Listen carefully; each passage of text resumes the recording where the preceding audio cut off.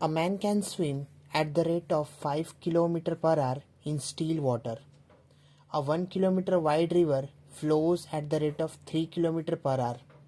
The man wishes to swim across the river directly opposite to the starting point. तो पूछा है आपसे along what direction must the man swim. तो पहला solve करते, तो पहले के लिए मैंने बोला Vm sine theta equals to VR. Vm का मतलब velocity of man. Velocity of man कितना दिया है, तो दिया है 5 किलोमीटर पर आवर. तो लिखो 5. यहाँ पे sine theta equals to VR. River का वेलोसिटी, रिवर का वेलोसिटी कितना है, तो दिया है 3. River flow at the rate of 3 kilometre per hour, मतलब रिवर का वेलोसिटी दैट इज़ 3. तो यहाँ से साइन थीटा क्या होगा, तो 3/5. तो यहाँ से थीटा क्या होगा, theta will be equal to sine inverse 3/5. अच्छा, साइन इनवर्स 3/5 का जो वैल्यू है वो डायरेक्ट है 36.87 डिग्री. थीटा कितना, 36.87 डिग्री. तो बोला along what direction must the man swim. So the man swim along the direction 36.87 degree. Second question पूछा है what should be his resultant velocity. तो रिजल्टेंट वेलोसिटी मतलब v resultant is equal to how much, so Vm cos theta.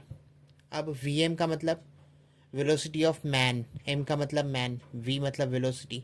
Velocity of man कितना है 5. cos theta निकालना है आपको. तो साइन थीटा तो दिया है 3/5. तो एक राइट एंगल ट्रायंगल मैंने बनाया, थीटा यहाँ पे रखा, इसे ABC लिखता हुआ ऐसे. थीटा क्या, साइन थीटा क्या होता है, ऑपोजिट अपॉन हाइपोटेनस. ऑपोजिट का मतलब 3 और हाइपोटेनस का मतलब 5. तो क्या BC निकालना है आपको. तो BC कितना होगा, तो हो जाएगा 3 का स्क्वायर मतलब 9 plus BC square is equal to 5 का square that is 25. So BC square is equal to how much, 25 minus 9. 25 में से 9 गए तो 16. इसका मतलब BC जो आया वो 4 आया. कितना आया, 4.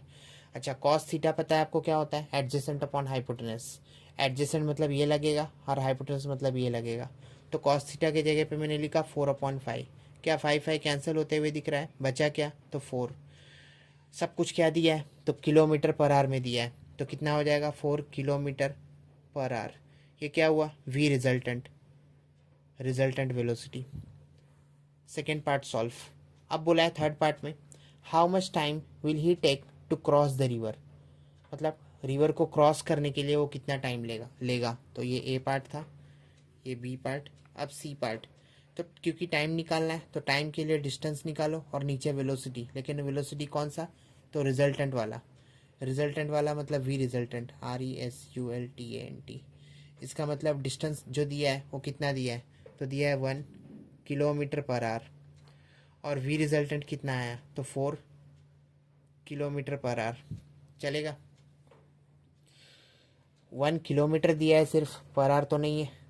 तो ठीक है, इसको हटा देते. यहाँ से किलोमीटर कैंसिल. 1/4 को सॉल्व करोगे तो क्या आएगा आंसर में, तो 0.25. और ये R ऊपर जाएगा.